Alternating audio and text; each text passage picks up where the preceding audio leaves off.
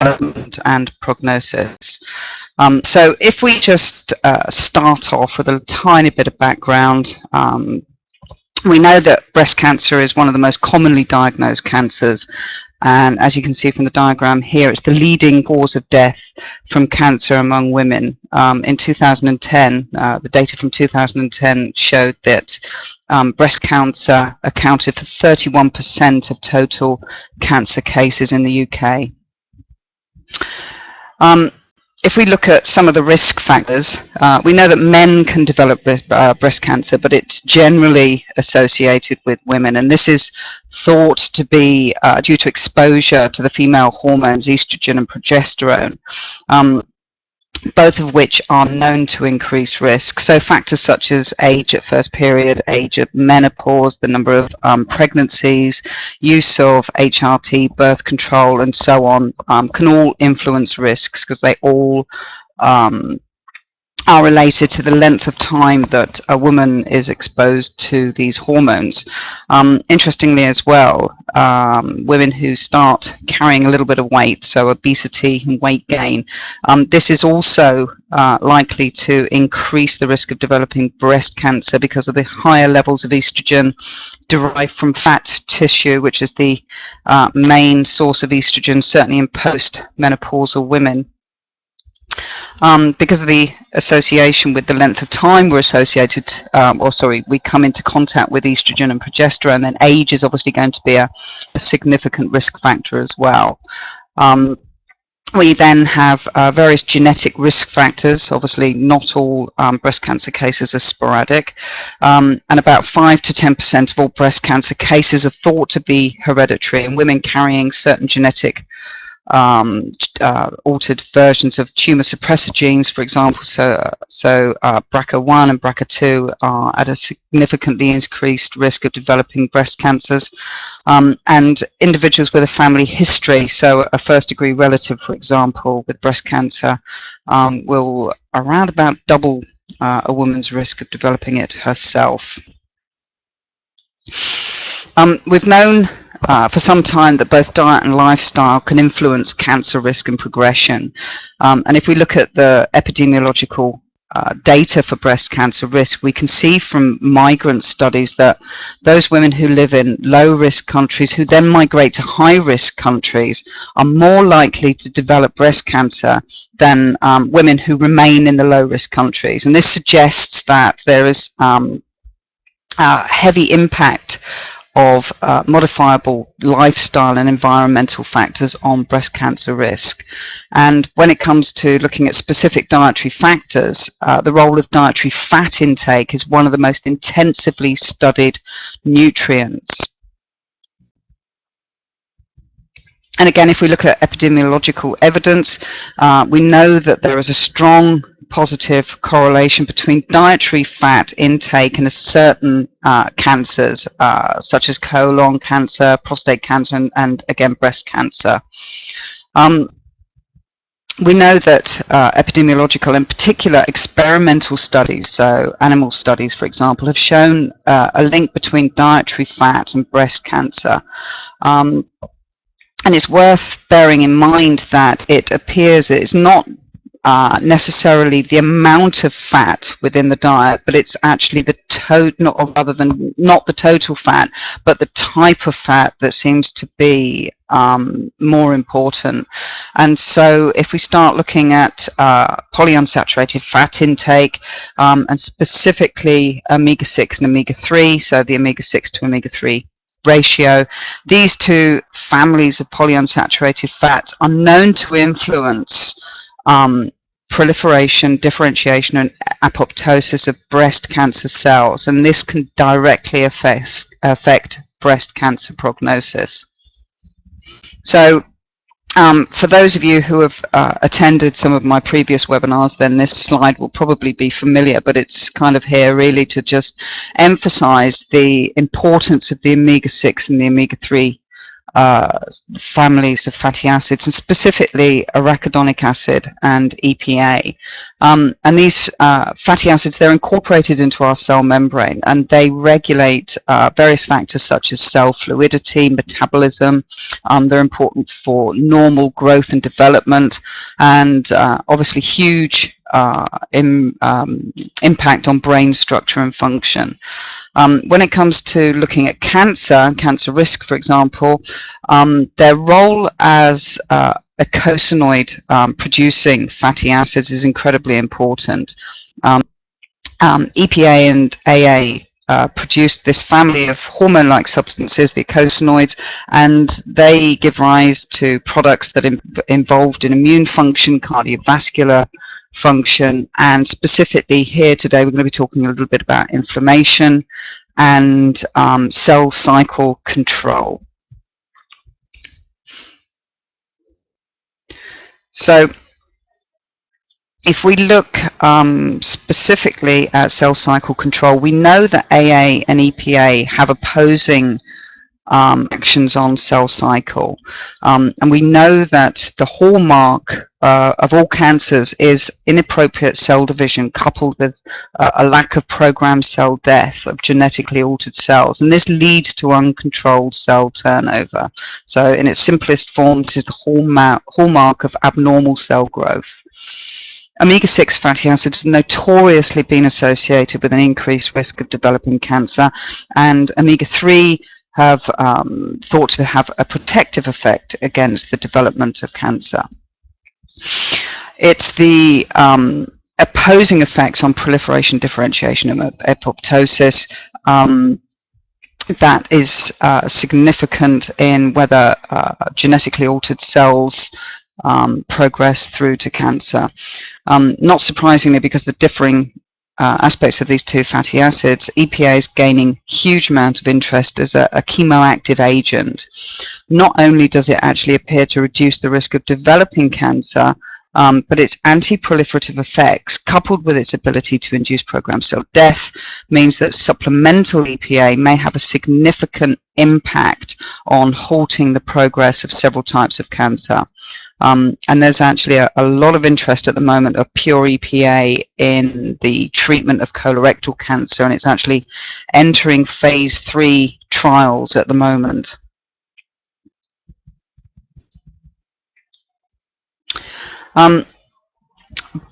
Determining the AA to EPA ratio actually gives us really useful information on inflammatory status. As I said previously, the AA to EPA ratio is incredibly important. AA is considered to be an inflammatory fatty acid. EPA is an anti-inflammatory fatty acid, and the ratio of the two gives us an indication of inflammation within the body. And in this study, the authors are talking about the potential value of the AA to EPA ratio as a risk assessment for certain cancers. In this particular case, it was colon and breast cancer. Now, a ratio of over 15 to 1, so 15 AA to 1 EPA, generally indicates a very high level of inflammation. We really want to be sort of looking at under 15 to 1. And as we can see in this study, the individuals with colorectal cancer in comparison to, when they say healthy subjects, they're actually talking about individuals who are age-matched but without the diagnosis of colorectal cancer, and then the same for the breast cancer subjects as well. As you can see, the AA to EPA ratio in the colorectal cancer subjects was 22, compared to 14 in our healthy subjects, and for breast cancer it was 21 compared to 12. Now, it's actually quite important to just sort of discuss just for a minute the fact the inflammatory status of our healthy subjects was actually quite high as well.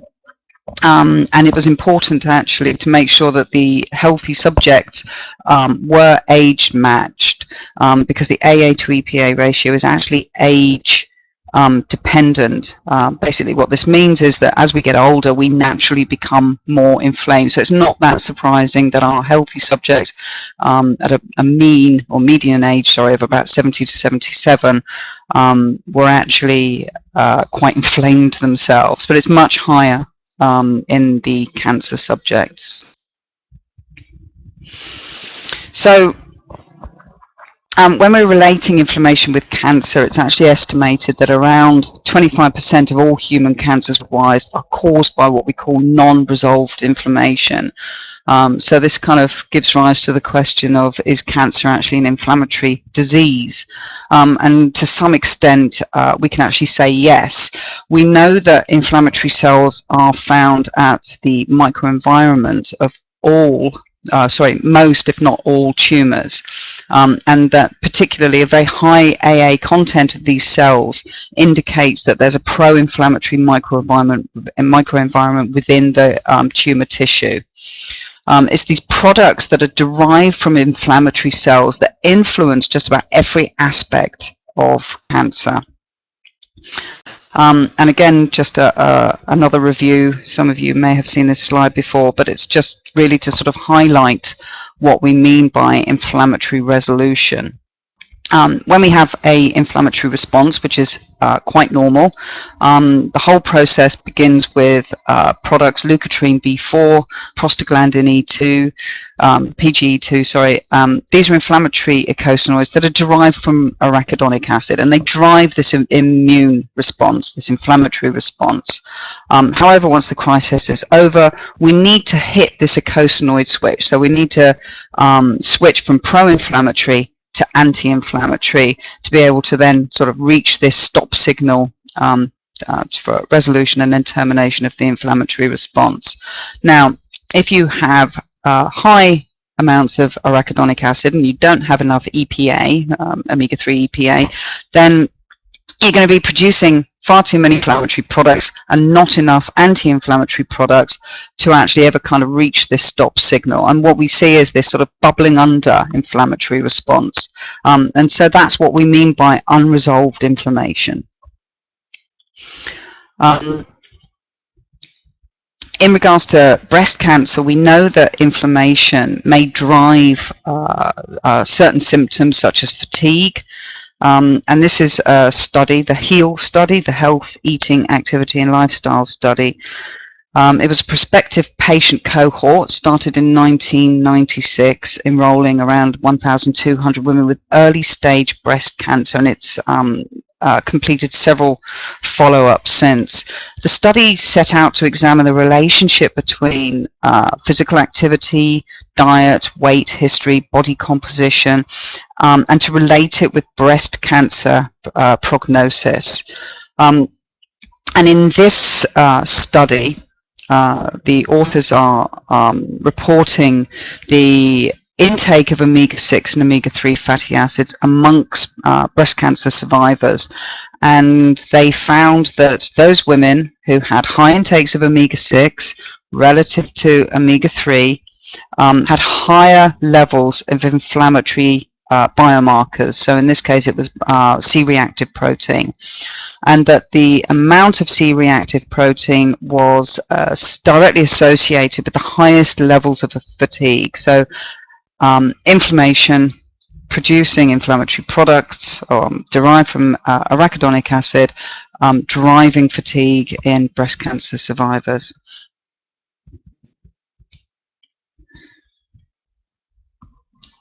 So if we just talk about inflammation for a minute, we know that inflammation increases the production of free radical damage.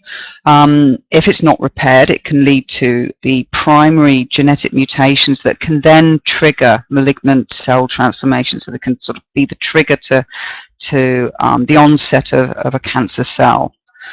Because inflammation has such an important role in all the phases of tumor development, suppressing inflammatory pathways can provide opportunities not only for the prevention but also for the treatment of cancer.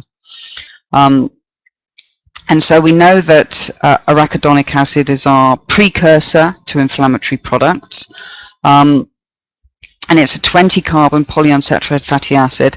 It's found within cell membranes, and the first step to producing these inflammatory products is the hydrolysis of arachidonic acid from the phospholipid bilayer by an enzyme called phospholipase A2.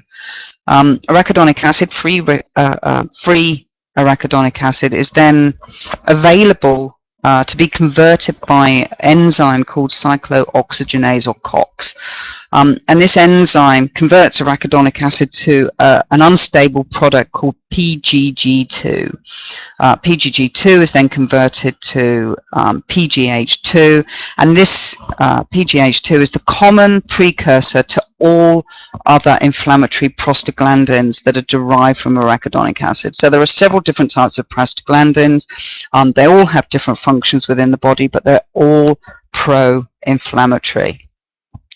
Now, before COX-2 was discovered, COX-2 is one of the two enzymes involved in this process, it was known that prostaglandin synthesis could be stimulated by a variety of substances, including pro-inflammatory cytokines, various growth factors, and other tumor promoters.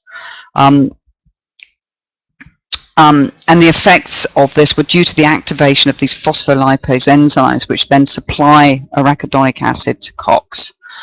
We know that there are two COX enzymes, and we know that they are regulated independently. COX-1 is known as a gatekeeping enzyme. It looks after various aspects of our health, and in comparison, COX-2 is inducible, and it's generally only expressed in response to certain inflammatory stimuli. However, if we look at COX-2 expression in cancer, COX-2 is overexpressed, so it's inappropriately expressed in cancers. And so we have just a little diagram here just to sort of explain the two different COX enzymes. So we've got COX-1, gatekeeping function, so it looks after our gastrointestinal tract, our renal tracts, platelet function, and COX-2 is induced during an inflammatory response. The relevance of COX-2 in cancer is that we know that overexpression plays an important role in the pathogenesis of malignant breast cancers in humans, and it plays a key role in the development of tumors through various areas. COX-2 is known to stimulate epithelial cell proliferation, so it's driving there. It inhibits apoptosis, so it prevents the cell death of possibly malignant cells. It stimulates the growth of new blood cells, blood supply. Every tumor is going to be dependent on having an adequate blood supply, so angiogenesis is incredibly important. COX-2 expression enhances cell invasiveness. It suppresses the immune system, and it increases the further production of mutagens. So there's all these sort of areas that COX is known to stimulate that is going to drive this tumor process. And if we look at COX-2 expression in aggressive breast cancers, for example, and if we look at HER2, this is a human epithelial growth factor. This is a growth factor that is, if this is expressed in breast cancer tumors, it actually pushes the development and progression of certain types of aggressive types of breast cancer. And HER2 is expressed in around 15 to 30% of breast cancer cases. And this was a study that looked at the expression of COX-2 in HER positive cells. So we take 29 dissected breast cancers, and we found, not we found, but the authors here found that high levels of COX-2 proteins were found in 93%, so that's 14 out of 15 of breast cancer cases that were positive for HER2, so aggressive forms, whereas in comparison only 29%, so 4 out of 14 of HER2 negative tumours were found to have overexpression of COX. So there's this kind of relationship between COX and aggressive types of breast cancer.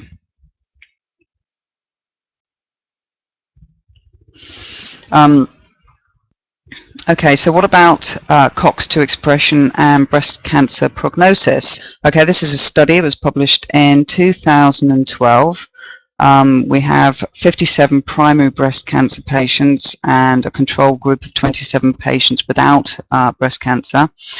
The control group, so the non-breast cancer individuals, there was nobody expressed COX-2. But in comparison, COX-2 was overexpressed in 74% of cases of breast cancer. They also found that COX-2 expression was directly correlated with ER negative, so that's estrogen negative. So ER negative cancers don't require estrogen, they're not hormone dependent. COX-2 was also directly correlated with a higher NPI value. So this is the Nottingham Prognostic Index, which is used to determine prognosis. Takes into account things like the size of lesions, the number of involved lymph nodes, and the grade of the tumour. The higher the NPI value, the poorer the prognosis. And so COX-2 expression was directly correlated with a higher NPI value.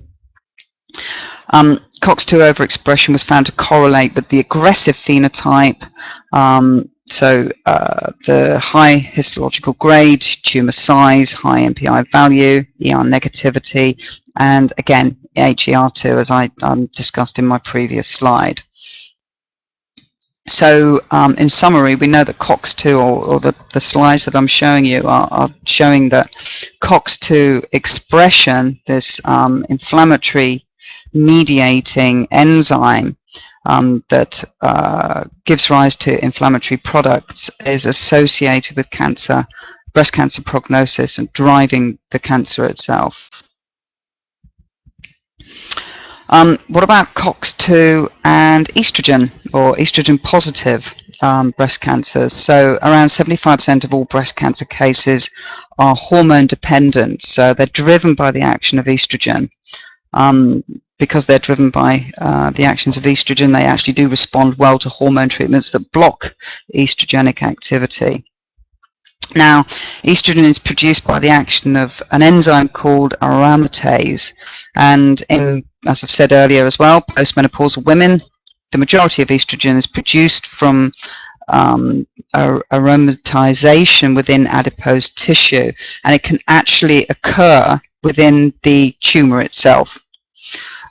COX-2 expression correlates directly with this aromatase expression within human breast cancer tissue, and correlates with inflammation, which is a key activator of enzyme activity. So inflammation drives aromatase, aromatase increases estrogen, estrogen drives hormone-sensitive cancers. So if you can reduce inflammation, you can kind of get a domino effect going.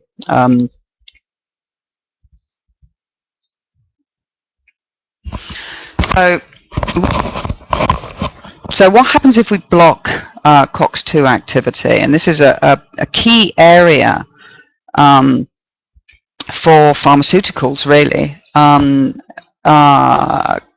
Pharmaceutical drugs such as aspirin, ibuprofen are all COX-2 or COX inhibitors, so non-steroid anti-inflammatory drugs. They work by blocking the activity of COX-2, which blocks the production of inflammatory prostaglandins, and in this case can have positive outcomes on cancer risk and progression. So let's have a look at some of the evidence to suggest that non-steroid anti-inflammatory drugs can actually reduce the risk of breast cancer. This is data taken from the Women's Health Initiative. It's an observational study, and it was designed to address some of the major causes of morbidity and mortality in an ethnically and geographically diverse sample of postmenopausal women. And they looked at the effects of the regular use of things like aspirin, ibuprofen, and other non-steroidal anti-inflammatory drugs on breast cancer risk. And what they found is quite interesting.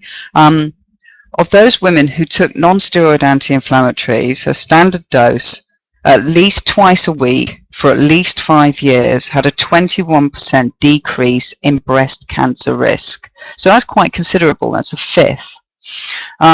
And if they took them for at least 10 years, so again, twice a week, but for at least 10 years, this risk was reduced to 28%. So there's this statistically significant inverse linear trend of breast cancer incidence with the duration of non-steroid anti-inflammatory use. So the longer you use them for, the lower your risk of developing breast cancer, which is quite interesting, really.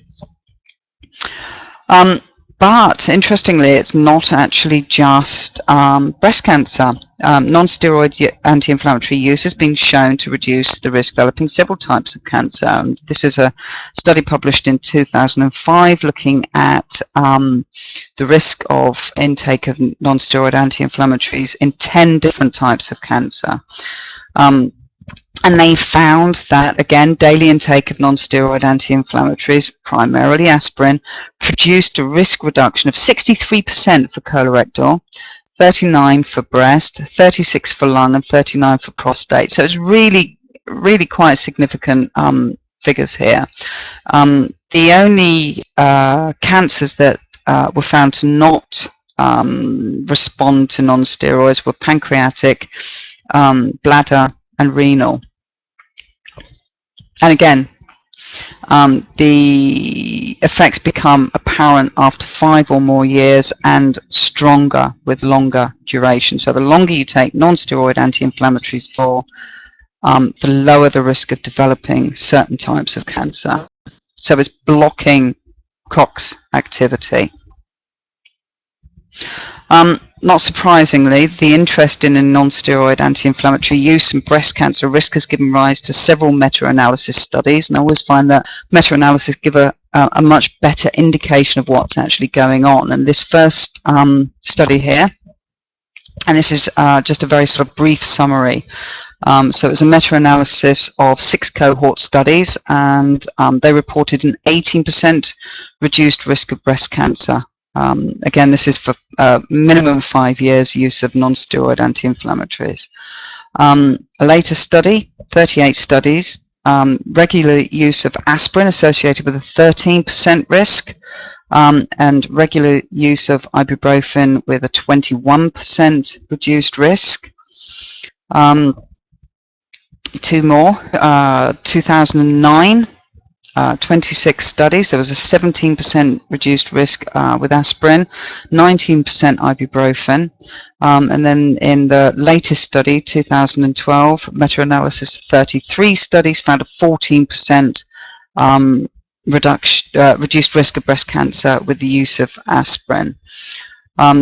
And so if we look at from study to study, the regular use of non-steroid anti-inflammatories for a number of years can reduce your risk of developing breast cancer anywhere between about 13 to 21%, which is pretty impressive, really.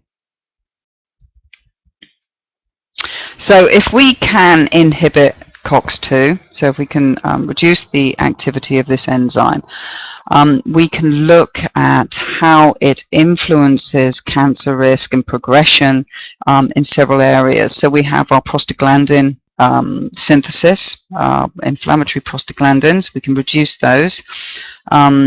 Inflammation reduces, or if we can decrease inflammation, we can decrease our aromatase activity, which will reduce our estrogen production, which will help suppress our estrogen-dependent growth. And an area that I haven't really spoken about, but I'll touch on it shortly, is the role of COX-2 in angiogenesis, which is important for the spread of tumor growth. So it sounds pretty impressive, doesn't it? So we should all start taking non-steroid anti-inflammatories. Well, unfortunately, the answer is no. various non-steroid anti-inflammatories exist. We have non-selective non-steroid anti-inflammatories, which block both COX-1 and COX-2, and they include things like aspirin, ibuprofen. There are a number of dual-acting non-steroid anti-inflammatories as well. Not only do they suppress COX activity, but they actually suppress another enzyme called lipoxygenase, LOX, if you like. And this enzyme gives rise to a series of leukotrienes, which are involved in immune function. So again, anti-inflammatory benefits. But because there are some main side effects that are associated with non-steroid anti-inflammatories, so if you're knocking out COX-1, then you're knocking out the benefits that are associated with looking after our gut, our heart, and so on. What you end up is with some rather unpleasant gut and renal effects. We also know that some of the side effects associated with non-steroid anti-inflammatory use, and if you're looking at taking them for twice a week for the next 5 years, then it's probably quite likely that it's going to increase your risk of developing a heart attack, having a stroke, having heart failure, or other cardiovascular complications. So unfortunately, just sort of bearing in mind taking non-steroid anti-inflammatories might not be the answer quite yet. However, the side effects that are associated with non-steroid anti-inflammatories did give rise to a series of products that were selective to COX-2. So with the idea that this would leave COX-1 alone, our guts, our renal, kidneys and heart would all remain okay. And these products were called COCIBs. However, unfortunately, these selective COX-2 inhibitors also seem to have numerous side effects. And in fact, 2004-2005, there were 2 products that were actually withdrawn from the market. The first in 2004 was for a product that increased the risk of cardiovascular issues, and then in 2005 there was another product that was drawn because of potentially fatal skin reactions that were associated with its use, and they were deemed to outweigh the benefits of the drug itself. So if you can't block COX with standard pharmaceutical drugs, what are the non-pharmaceutical alternatives? Well, the nice thing is, it's quite a simple answer really. We can look at omega-3 fatty acid, EPA, and in this part of the webinar I'm going to talk about the benefits of increasing EPA and how that's going to affect cancer risk and progression. So EPA is known to target arachidonic acid. EPA and arachidonic acid are competitive fatty acids within the body.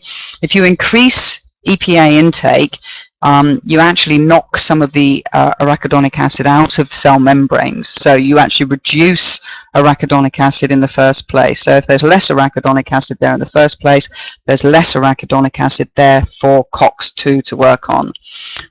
The other important thing to know about EPA is that it's actually a competitive inhibitor of COX-2. So it actually reduces the activity of COX-2. So we have ourselves a rather nice, safe alternative to non-steroid anti-inflammatories. So the role of EPA as a competitive inhibitor. So the first thing it does, if you've got high arachidonic acid levels, you've got high COX-2, you've got pro-inflammatory cancer-driving prostaglandins. If you increase your EPA levels, you lower your arachidonic acid levels, reduces the amount of precursor for COX-2, you get anti-inflammatory cancer-suppressing prostaglandins that are derived from EPA, and you reduce the amount of yes, sorry, you reduce the amount of pro-inflammatory products that are derived from arachidonic acid. So I hope that's clear. I was a little bit muddled there, sorry. Okay. So EPA is an omega-3 fatty acid. It's found primarily in marine products, so we should be able to see that the intake of fish reduces our risk of breast cancer. And here we have a study published in 2013. It's a meta-analysis. Like I said, I think meta-analysis give a really good indication of what's actually going on over a number of different studies. In this meta-analysis, there were 26 publications. 11 articles looked at fish intake, 17 looked at marine-derived omega-3, so actually EPA and DHA are long-chain omega-3 fatty acids, and 12 articles looked at short-chain omega-3, so plant-sourced omega-3. Different omega-3 fatty acids have different functions, so it's really interesting and it's really important to differentiate between plant-sourced omega-3 and marine-derived omega-3. And what were the outcomes of this study? Well, interestingly enough, the main findings were that there was no significant association between fish intake or short-chain omega-3 fatty acid intake. So increased intake of fish did not protect individuals from developing breast cancer, which is, you would think, quite puzzling. However, on the other hand, marine-derived omega-3 were associated with a reduction of breast cancer risk. So fish intake wasn't, but the actual amount of omega-3 was. And there was a dose response indicating that the risk of breast cancer was reduced by 5% per each 100 milligram intake per day. So for every 100 milligrams of EPA, DHA you take daily, your risk of developing breast cancer is reduced by 5%. So it's quite encouraging. So we see a protective effect of omega-3 specifically, but we don't see a protective effect of fish. So why is this? Well, part of the issue with just looking at fish consumption is that there are so many variables that you have to take into account. The first is the type of fish. Is it oily? Is it white? Oily fish are naturally rich in omega-3 fatty acids, whereas white fish such as cod and haddock tend to be much lower in long-chain omega-3. Again, areas such as is the fish farmed or is it wild? Different amounts of omega-3 within farmed and wild. And if we actually look at the type of fish that we Brits like to eat, our favourite fish, nearly a third of our fish consumption is actually cod. So this is, to start with, this is a white fish. So it's going to be relatively naturally low in omega-3 fatty acids. We then have to look at the omega-3 content to the omega-6 content. So we've been talking about the fact that omega-6 fatty acids tend to be pro-inflammatory. Omega-3 fatty acids tend to be anti-inflammatory. And we generally think of fish as being a rich source of omega-3, but it's actually quite a rich source of omega-6 as well. So depending on what type of fish you're eating depends on just how much omega-6 you're actually taking in as well. When we're looking at inflammation or the precursor to anti-inflammatories, the ratio of EPA to DHA within your fish is going to play a big role in determining how much or what impact on inflammation the fish is going to have. We then have things like cooking methods and the frequency of consumption. If anybody's like me, I'll probably maybe eat fish a couple of times one week. I might not eat it next week. So lots of variables that can influence fish consumption patterns, which can kind of go towards explaining why sometimes some studies don't show associations with disease risk and fish intake, but they do show an association with the actual long-chain fatty acids themselves. Okay, so move on to a study here where we are not only looking at omega-6 intake, not just looking at the amount of omega-3 intake, but we're actually looking at omega-6 as well. So this again is a prospective cohort study, and very simply, if we look at the table here at the top, we have three areas. So we've got the amount of omega-6 intake, so less than 5.24, medium and high, and then down the side we've got our marine derived, so our long chain omega-3 fatty acids, grams per day, and the top here again, grams per day. And so as we go down, we've got decrease in omega-3 intake and increase in omega-6 intake. And this study is basically, in its simplest form, showing that women who consume the highest amounts of omega-6 coupled with the lowest amount of omega-3, marine-derived omega-3, actually had twofold increase for developing breast cancer compared to women consuming the lowest amounts of omega-3 and the highest amounts of the lowest amounts of omega-6 and the highest amounts of omega-3. So they are showing a statistically significant interaction between total omega-6 intake and marine-derived omega-3 intake and breast cancer risk. So it's not just about just omega-6 or just about just omega-3. It's a combination of the two. Increased omega-6, low intake of omega-3 increases the risk of developing breast cancer.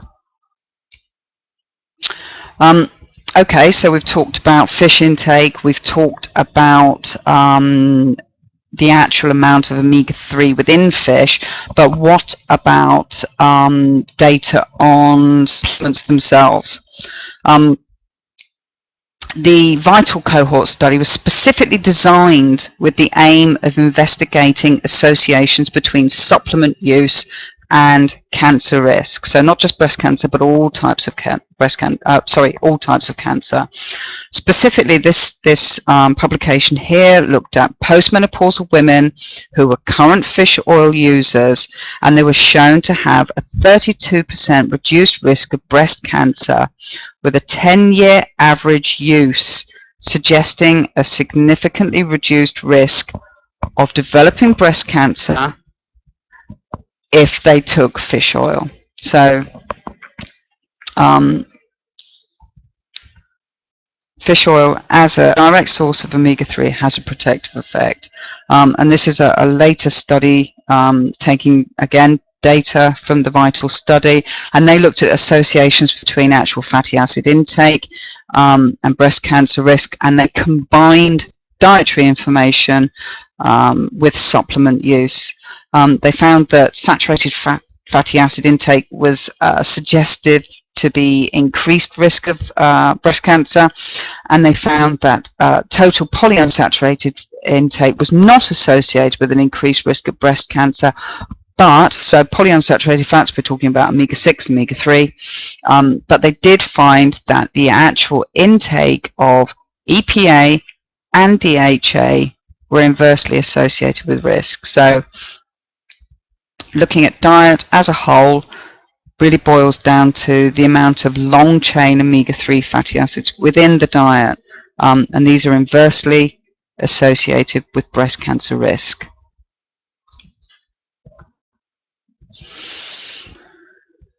So, modulating eicosanoids seems to be the key to sort of modulating many different types of disease risks. The product, eicosanoids, derived from arachidonic acid and EPA play a central role not only in inflammation but tissue homeostasis, and they are directly implicated in cancer risk and progression.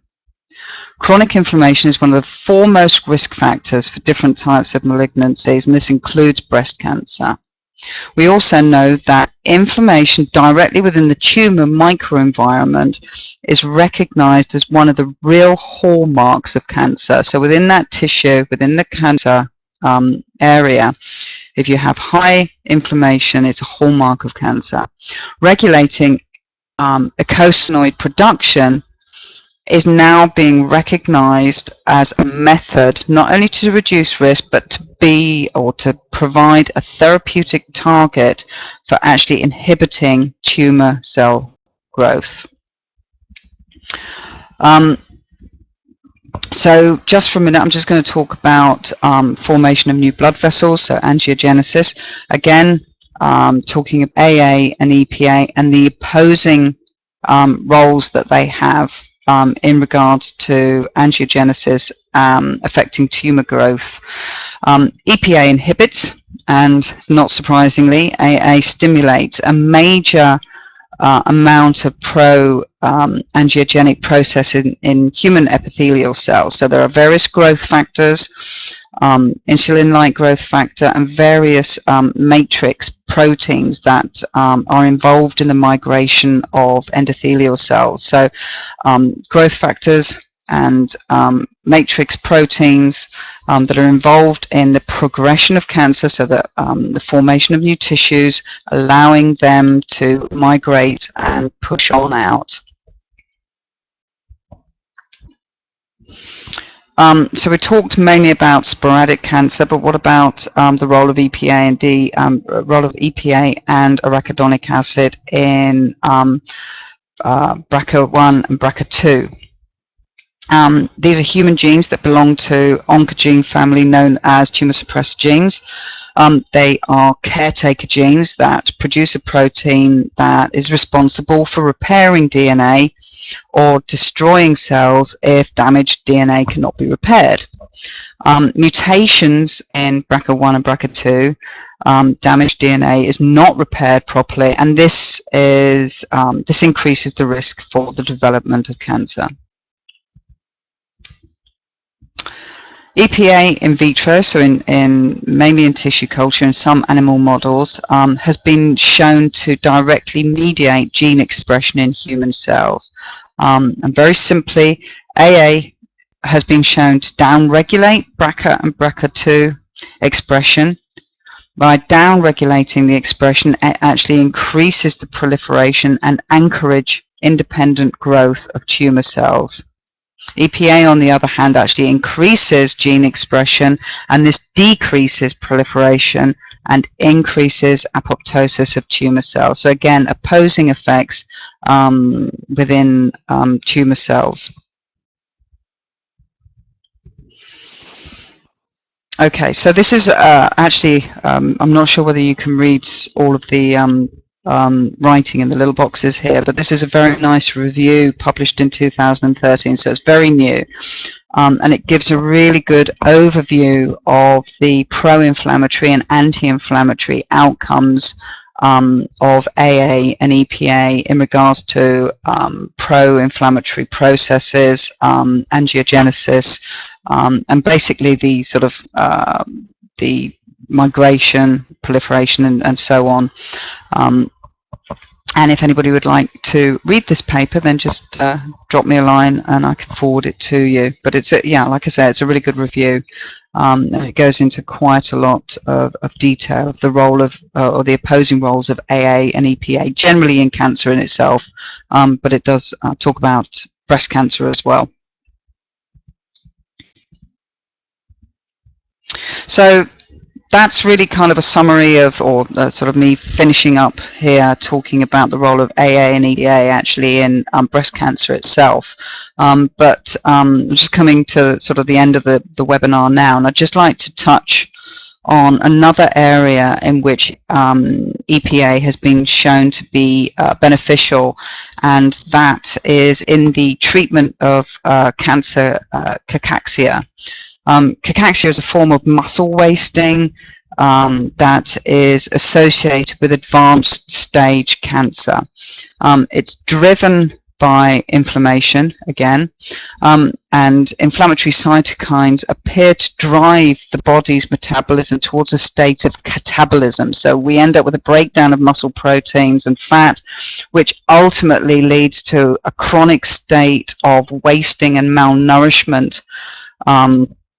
And cachexia is a complication that's thought to be responsible for about 20% of cancer deaths. So quite often, late stage, advanced cancer, people can actually die of cachexia, the side effect of cancer, rather than the cancer itself.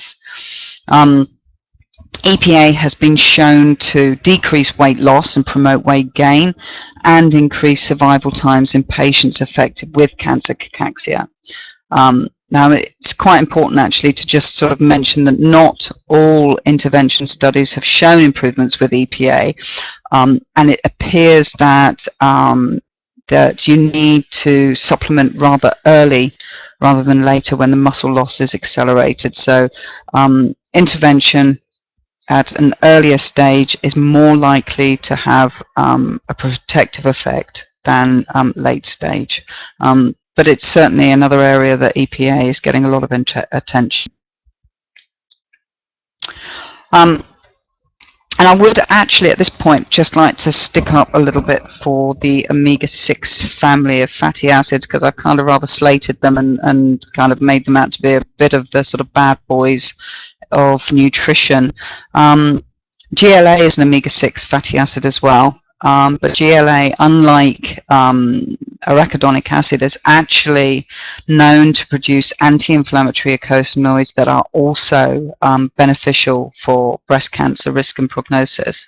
GLA, found in evening primrose oil, for example, is metabolized to dihomogamma-linoleic acid, and several studies have shown that if you add GLA to EPA, these two fatty acids together actually reduce the accumulation of arachidonic acid itself. So combining GLA and EPA, so yeah, you've got omega-3 and you've got omega-6, but you both anti-inflammatory, both health positive, actually further reduces the accumulation of AA. So quite often when people supplement long-term with EPA, it's beneficial to then later on include GLA to get a good balance of the AA to EPA ratio. GLA itself has a number of anti-tumor properties, and these have been shown.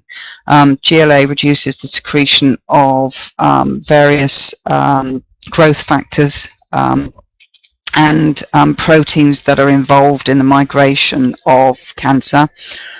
So GLA can inhibit the growth and metastasis of a variety of tumor cells. GLA also significantly reduces tumor ER expression. So this is estrogen positive receptors. GLA reduces ER receptors and enhances tamoxifen efficiency in human breast cancer cells. So there's a role of GLA there as well. So it's our health beneficial omega-6. So to summarize, I've just been asked what the best source of GLA. GLA is found predominantly in oils such as evening primrose oil. We actually use evening primrose oil ourselves. We use organic cold pressed. It retains a number of health beneficial products called triterpenes, which are themselves incredibly beneficial for immune support, antiviral, antibacterial, so incredibly good for you. So I'm just coming to the end of the webinar now. I'm just going to do a quick summary of the health benefits of EPA and in breast cancer. So we talked about EPA displacing arachidonic acid. By displacing arachidonic acid, we reduce the production of pro-inflammatory products.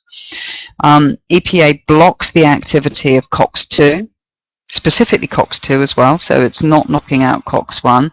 EPA reduces the production of prostaglandins and can inhibit tumorigenesis. EPA reduces the production of pro-inflammatory cytokines, so TNF-alpha, interleukin B1, for example. EPA increases BRCA1 and BRCA2 gene expression, inhibits proliferation, and induces programmed cell death. EPA also downregulates aromatase activity, which has the knock-on effect of decreasing estrogen production, which is incredibly important if you have hormone-sensitive breast cancers. EPA inhibits pro-angiogenic processes, so it reduces the activity of a variety of growth factors, for example. EPA has potential for the treatment of cancer cachexia, and we know that for long-term use, combining EPA with GLA can offer synergistic. Omega-7 and omega-9 found in buckthorn oil. Yeah, they are beneficial as well. Not so much evidence for their role in cancer, for example. It's really the omega-3 and the omega-6 and the synergy between these two types of fatty acid that appears to be most important.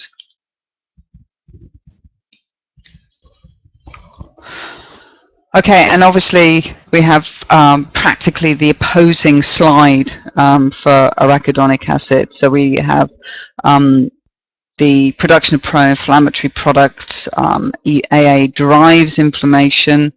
COX-2, which is overexpressed, converts AA to prostaglandins, which drives tumorigenesis.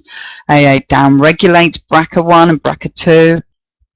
AA stimulates aromatase activity, increases estrogen production, and stimulates major pro-angiogenic processes. So the key, really, I guess, and the outcome of this webinar really is to talk about how to shift the balance.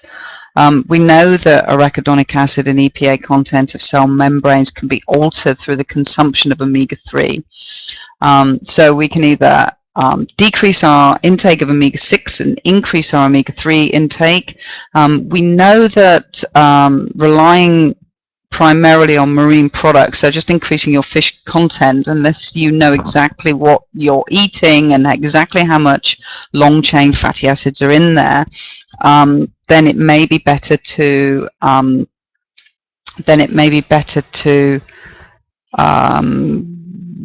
just go for marine oils and pure EPA oils.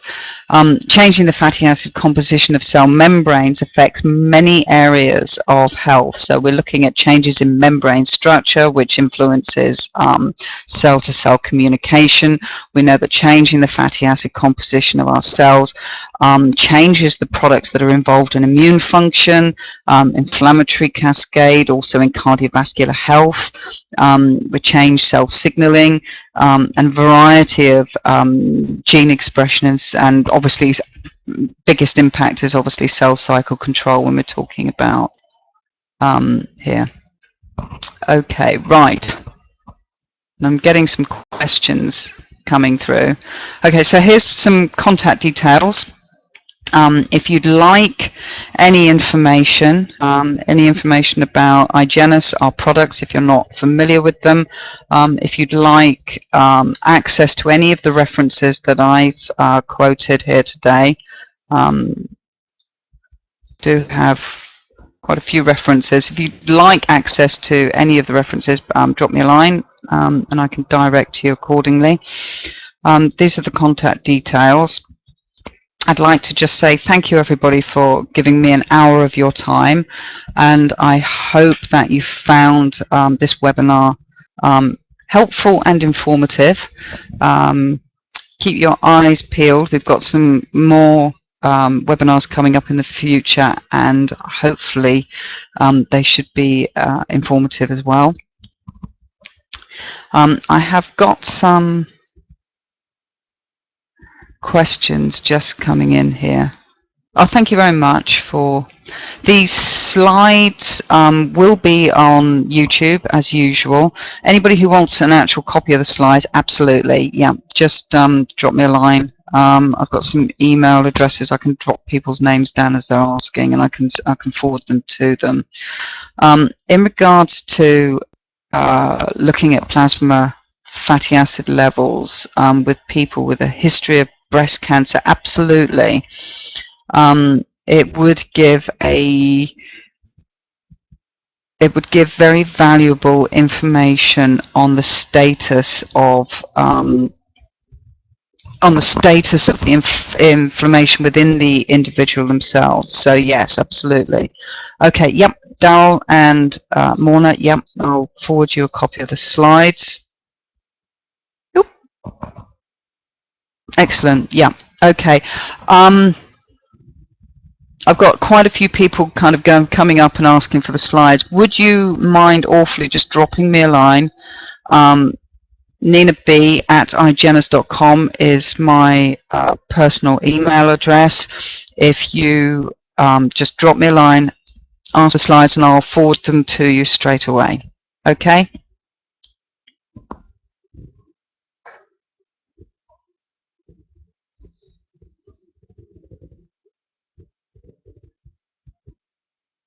Right.